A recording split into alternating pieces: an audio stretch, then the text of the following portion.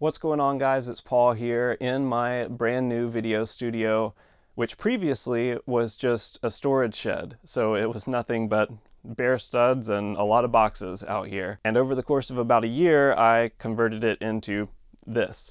And if you do want to know more about that whole build process, I posted a video about that over on my personal channel. So I'll have a link in the description and a card up above if you want to check out that video. But I didn't go into many specifics in that video about the actual video gear that I'm using, so that's what this video is going to be for. So when you first walk into the studio, it's kind of hard to miss the giant red tool chest.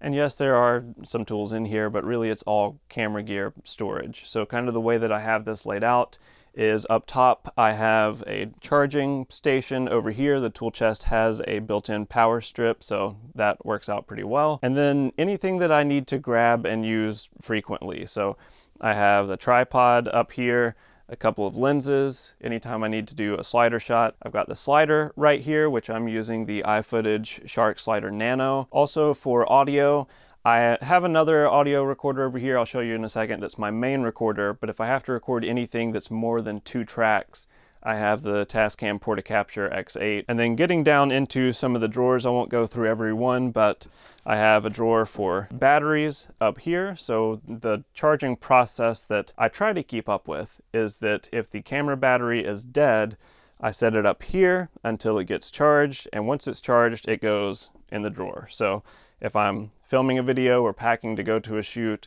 I can grab a battery out of this drawer and theoretically it should be charged.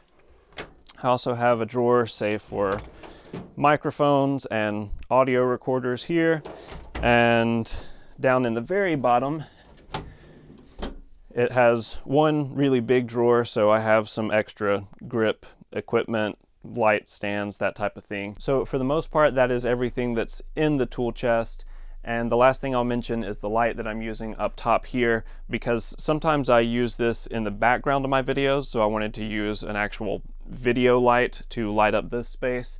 For that, I'm using the Nanlite PavoTube 6C, and it's a nice little small light. It's magnetic, USB-C rechargeable. And speaking of lights, the next thing that I'll mention over here is the light that I'm using primarily right now as a fill light when I'm standing over here at the table. This is the Genere SSL, I think it's the 50. I have a few different versions of this light that I'm using around the studio, and I won't talk too much about it right now because I'm planning to do a full review in the near future, but suffice it to say, I have been getting a lot of use out of this light and I'm enjoying it. Next up over here, currently mounted on the wall, is a computer monitor.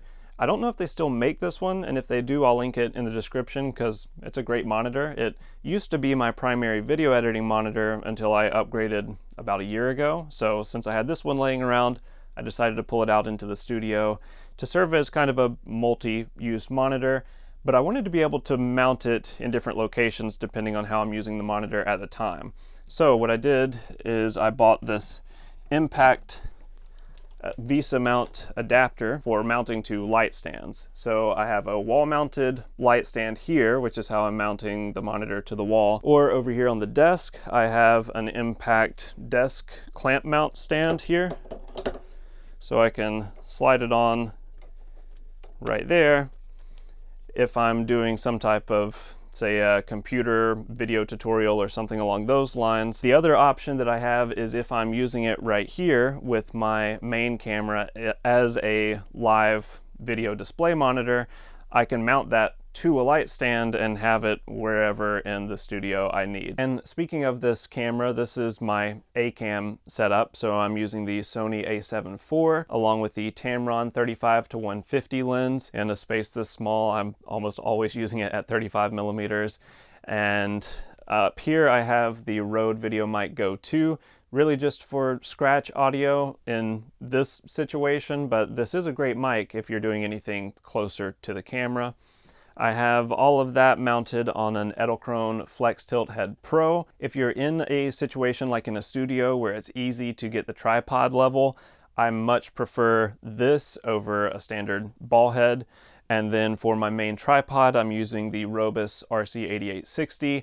I did a review on this tripod a long time ago, so I'll link that up above and down below if you want to see it. And then just in front of all of that, I have everything else that I use with the camera isolated onto a separate light stand. I have a FeelWorld 7-inch and a FeelWorld 5-inch monitor. So I have one for my A cam and I have a separate one for my overhead cam if I happen to be using one for that particular video.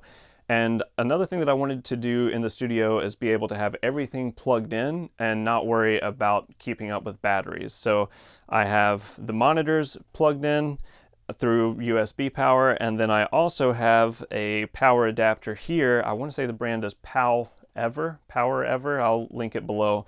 But it's an AC adapter with a dummy battery for the A7 IV, and I'm using that same adapter for the overhead cam. Over here, what I'm using for my key light is a Godox VL150, which is okay. I really liked it when I first got the light because it was super silent, but the fan seems to have degraded over time, so it's not as quiet anymore. Attached to that is this monstrosity of a softbox. It's like a 47-inch, 48-inch octagon-shaped box. I'll leave a link to that because I can't remember the exact model number. Now back over here on the wall, I have this sound panel. I have 3 of these in the studio, so I have one covering each of the 3 windows, and then I have a larger cloud panel hanging from the ceiling up there right above my table. And these are DIY panels that I made. In the other video on my personal channel, I went into more detail about exactly how I made them, so check that out if you're interested. But I have them covering the windows just to block out any light and also block out sound, dampen the sound inside, kind of multi-purpose panels there. Now up here above me, I have this Impact wall-mounted, I think it's actually a light stand.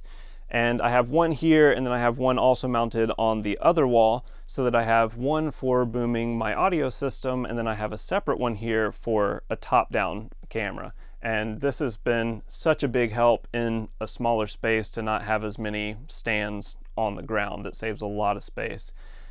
For my audio system, what I'm using here is the Audio-Technica AT4053B. Really love this microphone. And then I have that running into my audio recorder, which is a Zoom F3. So that records 32-bit float, which means in this tiny package here, I'm able to get great audio from this microphone. And then with this recorder, I basically just plug it in, press record, and I'm good to go. I don't have to worry about levels or anything like that. And then as I mentioned, I'm using this stand for a top-down camera. So attached to that one, I have this Manfrotto ball head. I don't remember the exact model number, so I'll place it on the screen.